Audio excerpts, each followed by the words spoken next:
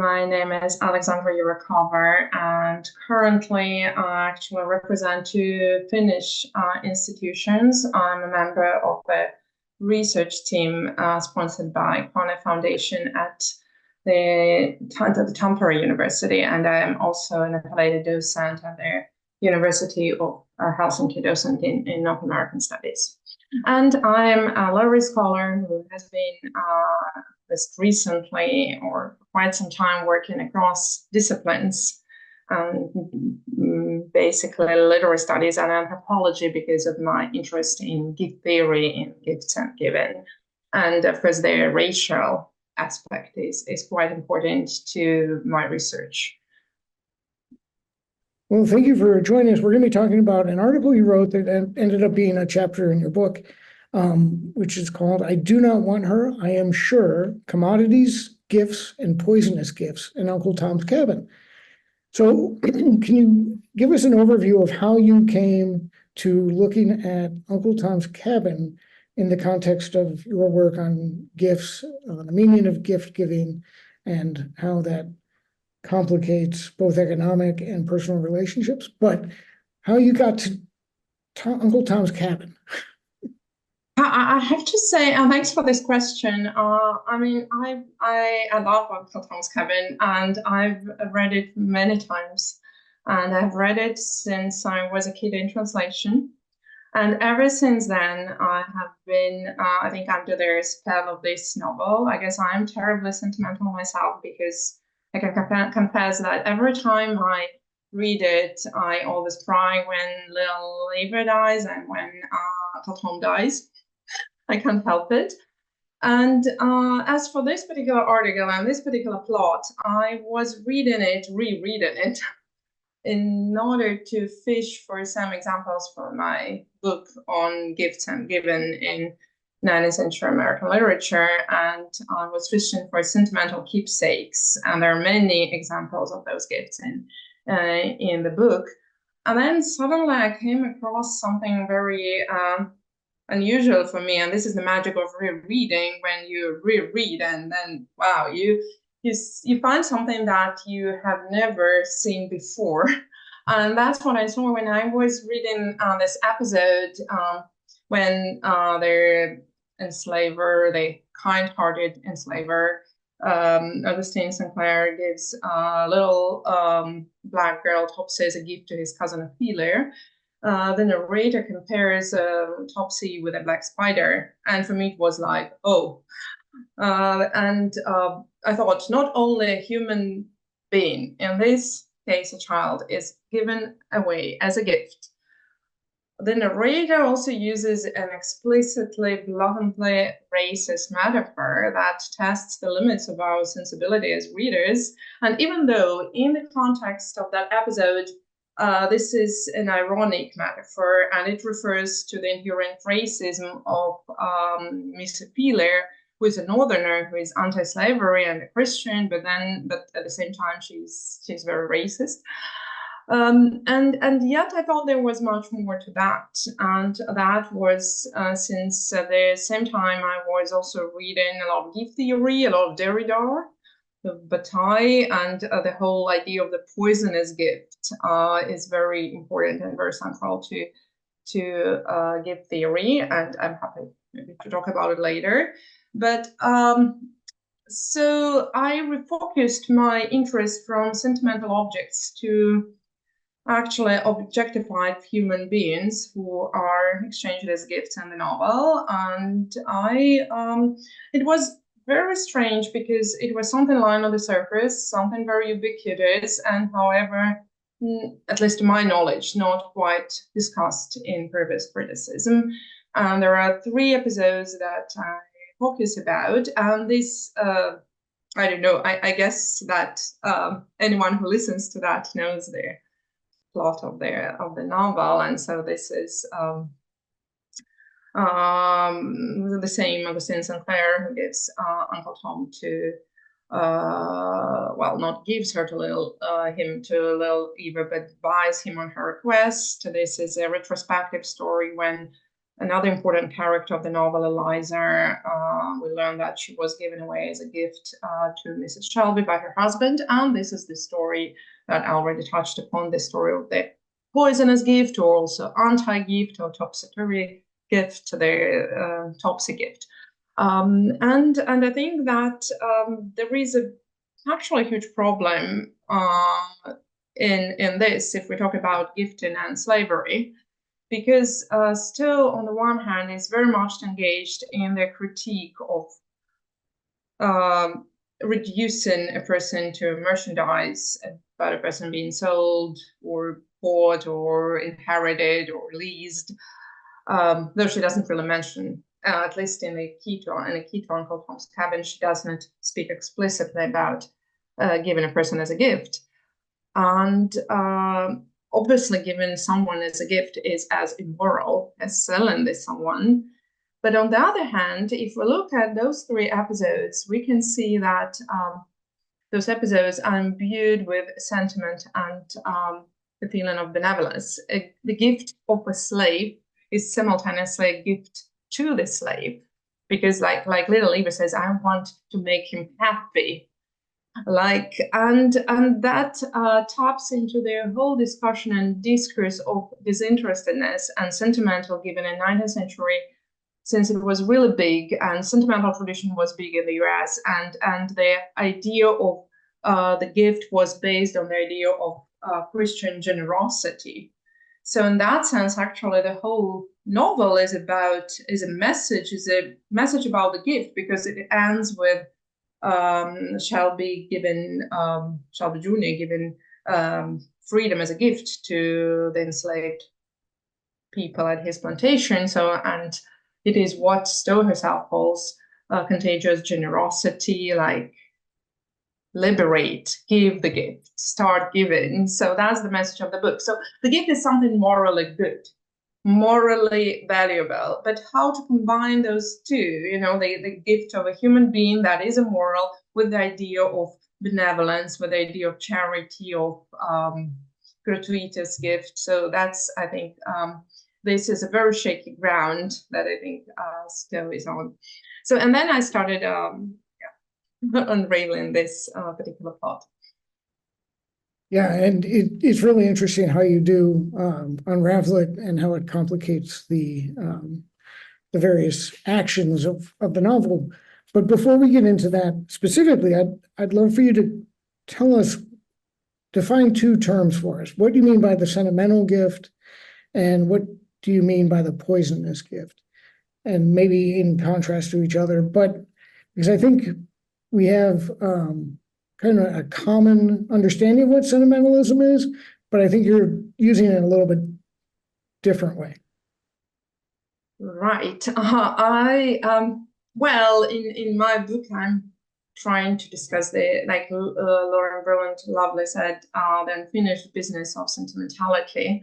And this is unfinished business up to today. I mean, what is a sentimental gift? We go to the shop, and then we are, of course, there are so many advertisements, right? And we are being tempted into buying things for the loved ones, and Valentine's gifts or any kind of romantic gifts. The whole obsession of us today with giving as something wholesome, as something benign, I think it goes back to their sentimental tradition that, of course, was cross-Atlantic and say broadly Victorian tradition or European and American tradition. And sentimental tradition was particular, as I already said, was particularly big in 19th century antebellum period, and also mid-19th century and then the early postbellum time. So that is the gift. And so the gift, maybe I have a good, actually I happen to have, was thinking that you might ask this. I have a good quote. It's not from Stowe, but it is from Caroline Matilda Kirkland, whom I'm also writing about. She says, the gift is no gift unless it is wholly pleasurable, voluntary, thoughtful, free, impulsive, without earthly alloy on either side. So I think that is at least one example of the sentimental gift. It is a gift that is given to be kept, treasured, that should not be forgiven. That and that's how I explain, for example, yes, in the novel, why Mrs. Shelby shall not ever sell her enslaved the enslaved person she owns as a gift. So and I use the term sentimental book gift also in my book, or it overlaps to some extent with another term, modern gift, that is being used in order to distinguish between the indigenous gift and the modern gift. Because gift theory is a discipline. It's as a field of study, stemmed from classical anthropology, from Marcel Mauss, who was basically writing about indigenous gifts, or the so-called archaic gifts, as he calls them. And of course, sentimental gift is a type of a modern gift that was circulating since the mid-18th century, and that is usually counterposed to commodity, to disinterested and interest. Right. I don't know if it's that more or less clear. It's a little bit superficial. But at the same time, and another was the poisonous gift. And well, the poisonous gift, the whole idea of gift is poisonous. It actually comes from the word gift itself, and Germanic languages in the first place, when it is both gift and poison. And it is a concept that is quite important for gift theory, and of course we can understand it differently, either in the literal sense, and there are lots of examples from mythology or literature when something that is given as a gift and poisons the recipient. But of course we can also understand it in a more metaphoric, figurative sense. And as in this article, for example, I quote Mauss, but also quote Derrida, and I think, yes, I'm mostly with Derrida and myself in my interpretation. And for Derrida, the poisonous gift was, on the one hand, I mean, it's very ambivalent too, because on the one hand, he speaks of the gift that poisons you when it enslaves you, because the gift can be as a debt. But then Derrida himself, he writes it when he criticizes Mauss, and he challenges Mauss's idea of the gift. According to Derrida, the gift that is part of exchange is no longer a gift, it's a debt. And it is poisonous in some ways, because it kind of burdens you or forces you to reciprocate. But at the same time, the poisonous gift can also be seen, and this is where what I'm trying to do, as challenging and redemptive. Like it is the gift that exposes its otherness, whether we're talking about gender or race, that disrupts the economy of exchange.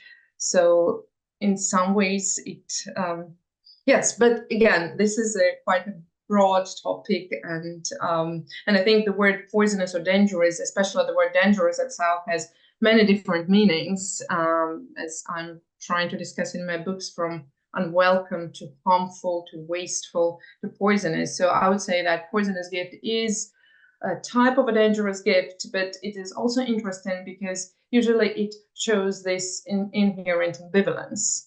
My point is that poisonous does not necessarily have to be bad.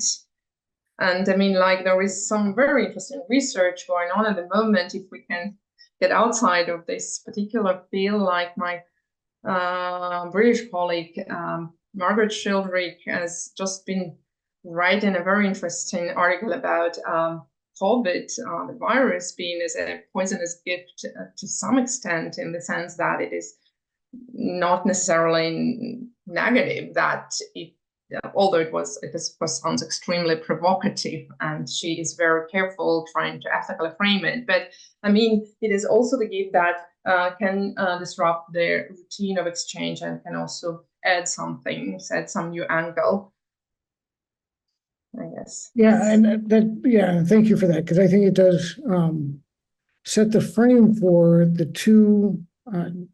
You contrast various things in the article, and one of the most striking ones is between Tom being bought for Eva and Topsy being given to Ophelia. And it seems to me that I was struck by two things in your article. One is that the ideology of slavery is challenged by both gifts, but also the ideology of white supremacy is then reinforced by each gift. And I would love for you to talk about how you see Tom being given to this little blonde girl, and then this kind of rebellious little slave being given to a northern abolitionist, scare quotes, and how both gifts challenge our idea of racism and slavery and white people's role in it and Black people's non-agency, if that all makes sense. Right. Yes, thank you for the question.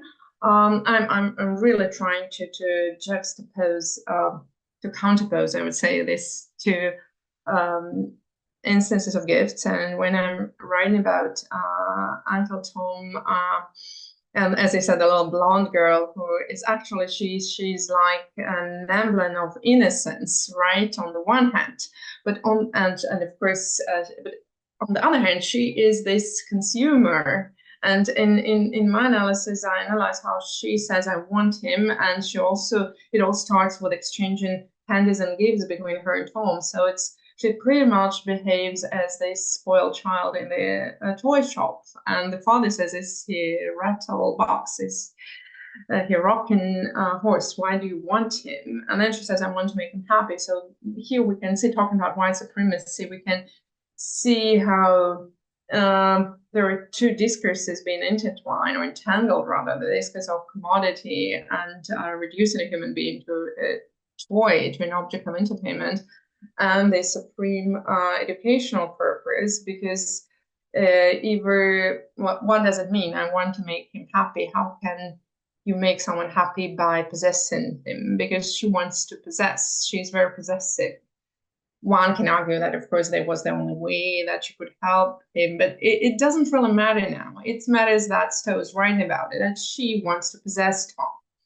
And she also, of course, and she also plays a crucial role in later on in Topsy's story, because she's this educator, right? She very much guides Topsy from her almost non-human status to the role of a missionary in Liberia. So she is an extremely ambivalent character, to be honest. But I mean, I was also very interested in another metaphor that is used by Augustine St. Clare, and this is the virtue, quoted by memory, virtue bound in Black Morocco. And I was like, for a long time, I was very interested in gift books and in book history in the antebellum period. And if we think about that, like, it's a walking Bible, and this is a more elevated metaphor, but it is still a metaphor that kind of makes Tom something like a property on the move, in the terms of my colleague Ola Pyhtinen, or commodity in transit, something that can be bought, sold, and something that has value, that is useless, that is worthy. And that's another, actually, this is my major point of comparison, because Tom is a worthy human being.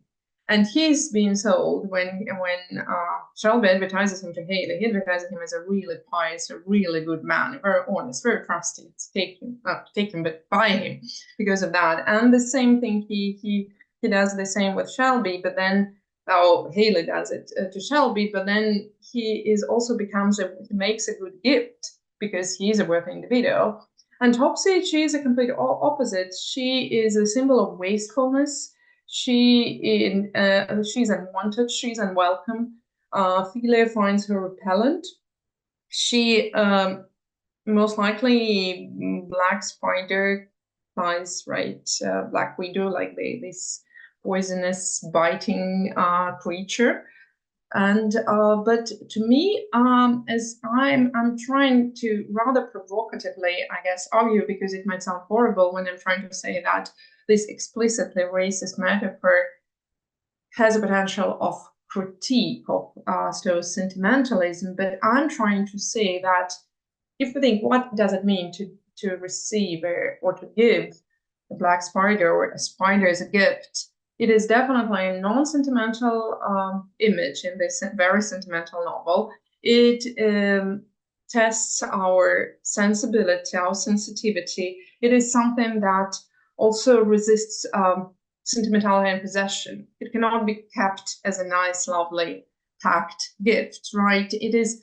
Ophelia also calls her thing, talking about her abolitionism. She's not precisely abolitionist, but anti-slavery, right? And of course, when you give a person as a gift, you reduce this person to the thing. But the black spider or the spider, it's a thing in the meaning of the creature rather than an object that you exchange or give as a gift. So I think that this particular episode, it has at least a potential of disruption of the gift economy in the novel, of the circulation of sentimental gifts that are actually extremely morally obtuse and morally ambiguous. I don't know if I have answered that question. I think you have, and I think one of the things I was trying to get at is this notion of, well, we'll get to the Bible in a minute, but I think I'd like you to talk more about how the gift in the novel interrupts or puts into different context the economic commodification of slavery. So you have these characters who are people in the novel. They're not just slaves. They actually have fully realized emotional lives, which is radical in and of itself. And then you have basically this is what I was struck by in the book, which is the enslaver is seen differently than the abolitionist. And those two contexts within the economics of slavery complicates the gift as a slave gift. Do you understand what I'm asking? So maybe the very last bit, if you can rephrase it. So you mean like the abolitionist is involved in this gift economy? Is that? Or... Yes, but also the abolitionist is getting kind of the worst of slavery, and the enslaver is getting the best of enslavery. So if you look at Tom versus Topsy, Tom is the perfect commodity within slavery. Topsy is the most unwelcome commodity in slavery. And why do you think those two gifts were given to the particular people in the novel? So why does St. Clare get the best of slavery, being an enslaver, and Ophelia get the worst of slavery, being an abolitionist? Well, the easy answer, of course, would be just to go back to the plot of the novel and to reconstruct his motivation, because, I mean, actually, he gives both of these gifts for benevolent reasons, because then it is Eva who asks him, and he doesn't need Tom. Actually, Tom is also in some ways, I haven't written about it, but now it just occurred to me, of course, he is also an excess, a waste. He doesn't need him. He buys him because he just wants to be nice to his daughter, and he is a good man. He is a good man. In the novel, right? We might have a different opinion, but he is pretty much this abolitionist planter in heart, deep in heart, or at least potentially, like potential anti-slavery enslaver. And then he gives Topsy as a gift for different reasons, but one of them is also benevolence, because Topsy belonged to those horrible people who breeded enslaved children. And again, a child as a gift is also because usually which human beings were given as gifts, very often they were either children or senior enslaved persons. They would have been just given away for free because they had little value, even though they can be a different situation, and this is a situation with Eliza, who is bored because she is white-skinned, she's beautiful child, right, when she was born, so she is extremely valuable by default already, and she becomes even more valuable, right, under the guidance of Mrs. Shelby, who treats her also, I love that, almost as a daughter, like almost says it all, right? But when going back to Topsy, so another reason, because he wants to challenge Ophelia, he wants her to participate in this kind of experiment, half jokingly, half seriously, that she could be close to a Black person, because he knows that she feels almost repelled by the presence of Black people. He wants to show her that they're in the South, they're closer, and that, and at the same time, he wants her to be this missionary. And then it happens in reverse, that it is Topsy who becomes a missionary at the end of the novel. So, and of course, but if we, this is the motivation that is in the novel, but if we think about, well, Stowe's motivation, and why Stowe introduced this gift, again, this is very obvious. She did it to test little Eva's evangelic capacities of guiding Black people, educating them pretty much, because Topsy is represented as almost a human creature. And then she becomes not just a pious and virtuous individual, but God's missionary herself. So that is something that is, again, lying on the surface in the novel.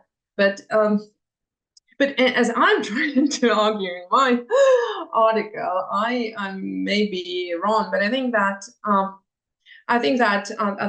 subconsciously, perhaps still was testing the limits of sentimentalism.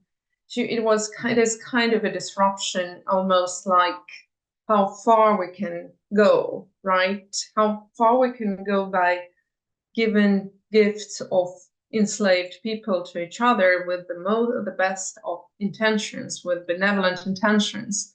And then what happens is that it is this image of the spider that is that makes her an anti-gift in some ways, right? A gift that resists the idea of givenness, the idea of possession. So I think that perhaps, at least I want to believe that in this pretty much sentimental rationalism of Stowe, there was like this window out, this opportunity that she signaled but perhaps did not pick up, because then all the rest stops the story is in a significant way backwards. And the second episode, when she's again given to Ophelia, of course, for a modern reader, it's, oh my God, when we read that when Ophelia says, I have no right to possess her, but she was given to me by God. So now it's also unfair, but God who gives Topsy as a property to Ophelia. Obviously, of course, she would liberate her later, but the gift comes with strings attached, because now that she has to pay off all this, for all this evangelical education that she has received from little Eva and Ophelia. So a gift is never innocent. Right, and the poisonous part of it comes in that it challenges not only the northern kind of distance from Black people and enslaved people, but also puts to the test the abolitionist project of saying we can make them human. And I mean, of course, it's racist. It's horribly, terribly racist to think of this, but that's kind of what's being embodied in Topsy, correct? I'm trying to look at it also to run it up a little bit, because this black spider is not the only metaphor that implies poison. There is also the glittering serpent, this biblical metaphor, and no surprise, Eva is a biblical name, but this is a good evangelical Eva who resists temptation. She's tempted but resists temptation. And then there is the whole idea of race as a virus, or this virality of race, when when Clare has discussion with Ophelia and compares his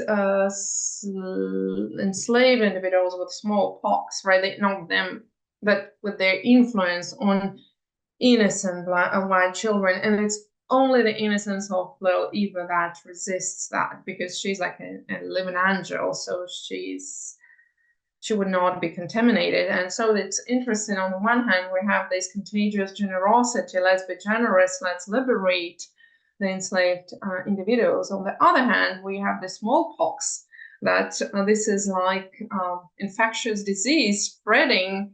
And of course, what spreads, it's the vice, like kind of the scarecrow of moralists of the 19th century. And of course, the vice can be helped by education. But then, as I'm also arguing, and I guess I'm here not particularly original, because there much has been written about this sending of Topsy to Africa at the end, Liberia, and that is, again, it's kind of an open question. Is it this education that really worked and that made this vicious, we call herself vicious Topsy, the supreme human being, a missionary, or just Stowe wants to, just it's better to get rid of them, right? Just, it's easier like that. How to get rid of the virus, just better to send it somewhere far and wide. So yes, and the last twist in my paper is like that Stowe herself, this novel was, at least in one example that I found, first by pro-slavery writer, that she's herself compared to this glittering serpent. I mean, it's a very kind of clumsy, sophisticated metaphor when this person, Holmes, when he writes about the emblems of fiction in Stowe's novel that are like glittering, slimy skin, it's obvious that it is not just the snake, but it is the snake coming from Stowe's novel being deployed against Stowe herself. And I mean, I guess that to some extent, and again, there much has been written about the certain kinship between Stowe and Topsy. Say Stowe hated household chores, and then there is Topsy, who is ignoring all those boring chores imposed on her by Miss Feely. But at the same time, she's of course true to her guns, and that's why I think I'm more interested in things that leak, right? Like in this leakage of perhaps some alternative meanings rather than this rigid, sentimental structure of the novel. Yeah, and I think one of the things that, and I'd love for us to talk about that, the biblical aspects a little bit more, and especially in relation to Tom, because you mentioned it before, but I was really I thought it was really brilliant how you exposed Tom as a bound book in St. Clare's mind, and it's that, you know, bound in Morocco, as you said before. So we've talked about the serpent and we've talked about the spider. Let's talk about Tom now, because I think that really puts into conversation what we were talking about a minute ago. Right. You mean Tom has been given as a gift, right? I don't want to repeat myself, and but yes, this matter of the book, as I said, I mean, I guess I must have noticed it because of my interest in gift books. And I don't know if you know anything about gift books in the 19th century in the developed context. So gift books were really beautiful annuals. They were beautifully ornamented. They were bound in morocco, in leather, in all sorts of had different very beautiful ornaments, and they were usually given away for Christmas and New Year.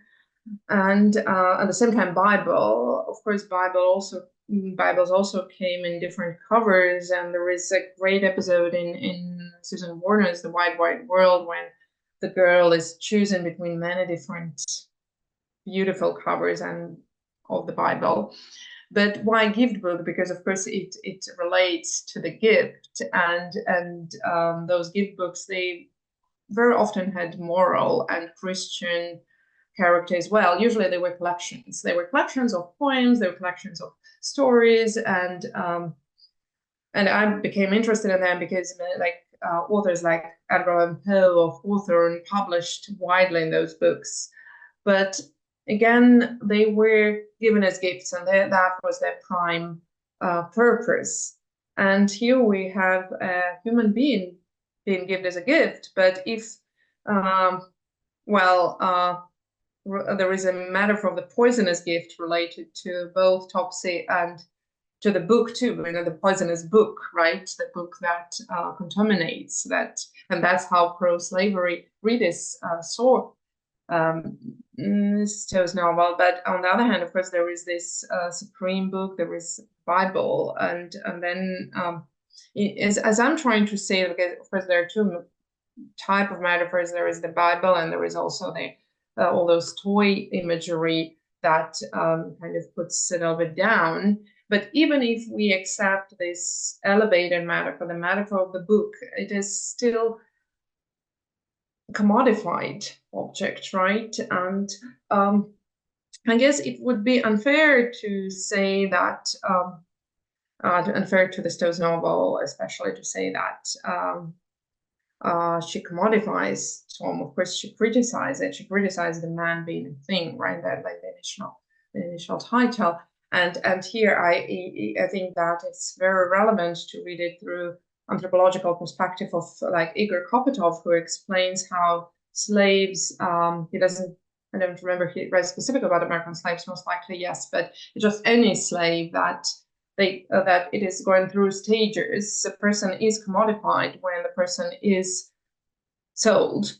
Then when the person lives and works in the household, is like she is decommodified, and then sold again, becomes commodity again. So it's very uneven attitude. But here we can see in Tom's case that it is both at once, that he is both commodified as a book, and yet he is decommodified because the Bible, right? He is a supreme human being. He's actually, and the novel shows that he's superior to everybody, and also to most of the white characters. But it's also kind of, finally, and I'm not writing about it in this article, but it just occurred to me that it's interesting because after Tom, who is himself extremely benevolent person, right, and gives away a lot and receives gifts. He has two major gifts, one a lock of hair from Eva and a silver dollar coin from George Shelby. But when he dies, he's killed by this cruel planter Legree, he gives him away, he gives his dead body away. So for Legree, the dead body is this wasteful property. It no longer matters anything. And that's also kind of a very gruesome gift, if you think about it, that almost casts a shadow over their benevolent gift that Shelby gives at the end.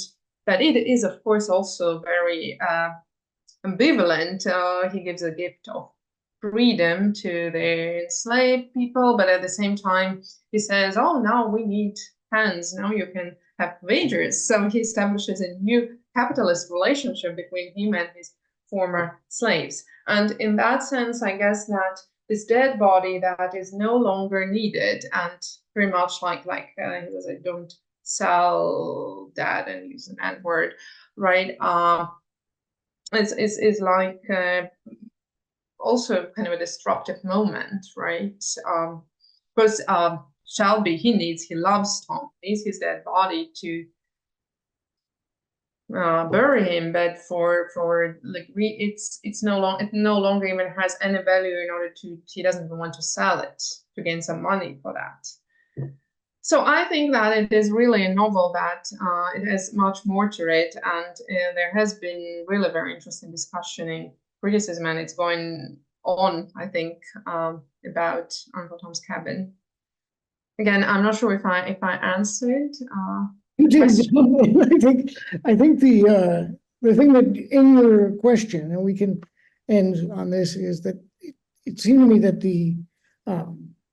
it's in your paper, and it was this quote: "How can one challenge the system where the spiritual gifts of a person are also marketable commodities, where persons and things may become hardly distinguishable?" And I think in your answer, you spoke to that perfectly, because it is this adding spirituality, adding some sentimentality, adding an emotional heft to the economics of slavery.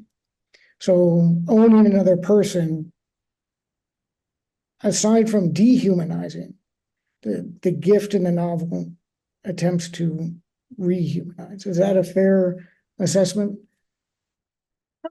I guess that's a good question, but I guess it's a very complex question, because I don't think that gift, at least the sentimental gift, if we go back to what we started from, is capable really of, at least in Stowe's novel, of rehumanizing. And to some extent, well, at least it claims, there is this claim. And interestingly, Topsy, who is dehumanized as a gift, then she becomes rehumanized as a giver of gifts, because then she's engaged in exchange of gifts, numerous exchanges of gifts with the little Eva, and she herself gives her flowers, and she becomes a better and better self with every gift she gives, but only to become a better gift for Clare, right? A gift from God. So it's a gift. The problem with a gift for at least abolitionist anti-slavery literature is that it is a very burdensome gift that it has this pretension of humanizing in some ways, right? Like, let's give back the gift of freedom, right? And make enslaved people almost human, right?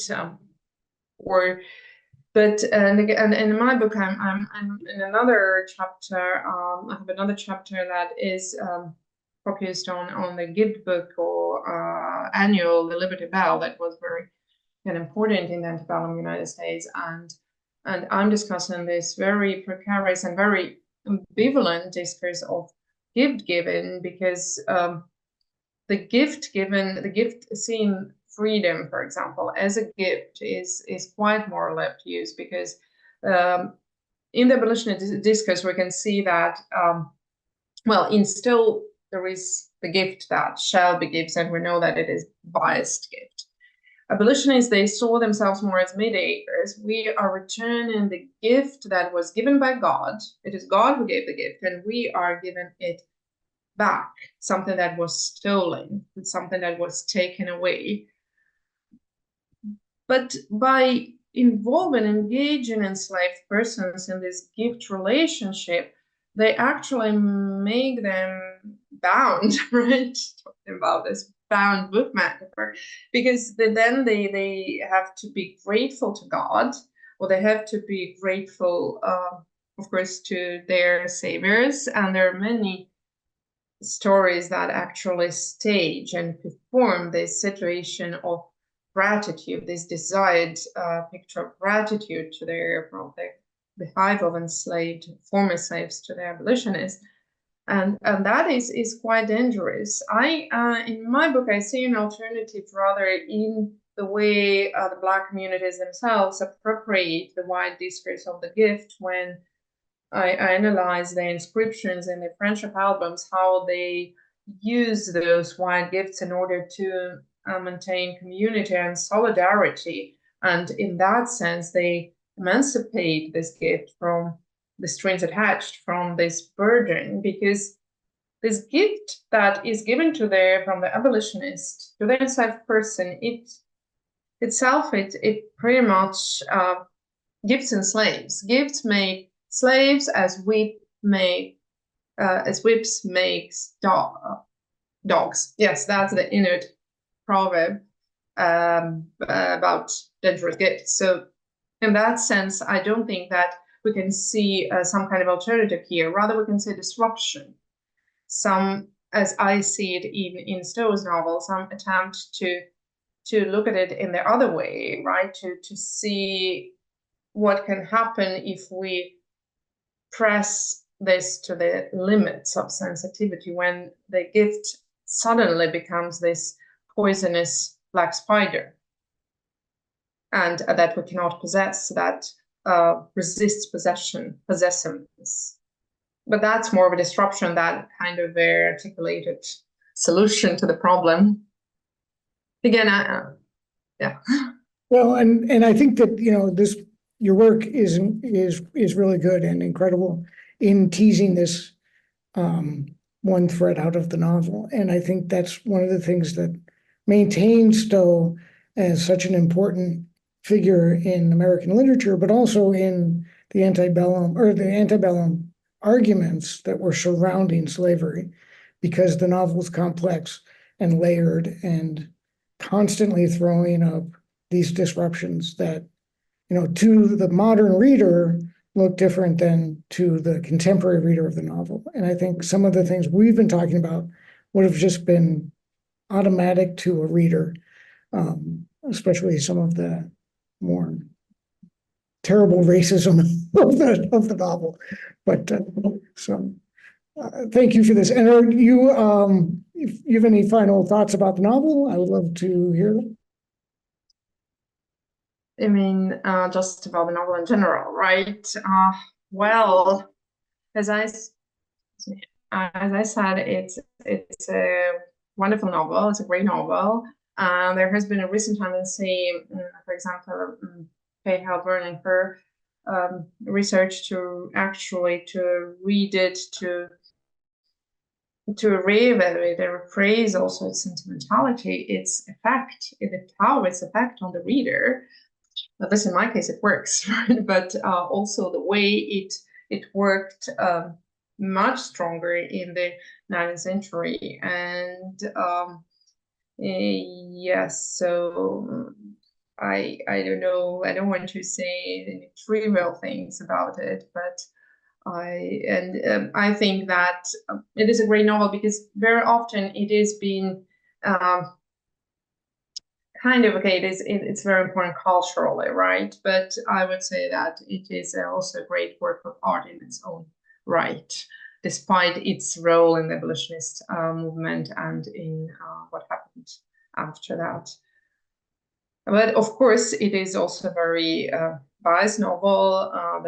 There's Stowe's racism is in the sentiment, and in this sense, I do concur with most scholars who think, and that has been also a very long tradition, who try to expose, and I think it's important to expose Stowe's racialism. I don't think we discredit Stowe in any way by doing that.